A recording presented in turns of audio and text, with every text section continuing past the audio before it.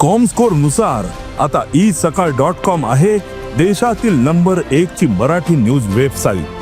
प्रत्येक अपडेटसाठी isakal.com ला नक्की भेट द्या।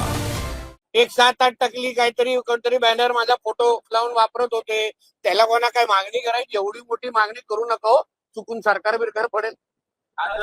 तुमच्या पदावरून ताबडतोब हटवण्यात नाही, पण कुठल्या विरोधकांनी आंदोलन केलं? सभागृहामध्ये कोण बोलत नाही, कोणी आंदोलन म्हणजे सभागृहामध्ये एकाने पण काय बोललं नाही याबद्दल, ज्याच्याबद्दल तुम्ही मला प्रश्न विचारताय। पायऱ्यांवर काय होतं त्याच्यावर बोलण्याचा काय अर्थ आहे?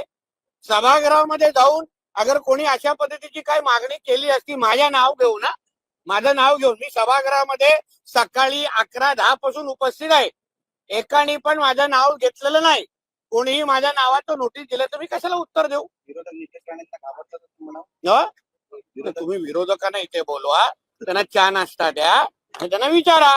पाहिजे तर मत्स्य खात्याचा मंत्री म्हणून मासे पण पाठवतो। तुमच्या राजीनाम्याची देखील मागणी आता कोणी केली मॅडम? एक अधिकृत सभागृहामध्ये कोणी अशी मागणी केलेली मी ऐकलेली नाही। तुमचे कॅमेरा लागलेले आहेत, सभागृह तुम्ही सकाळपासून कव्हर करताय, कोणी अशी मागणी केलेली ऐकली आहे का? मी कशाला उत्तर देत बसू? ही मागणी झालेली नाही।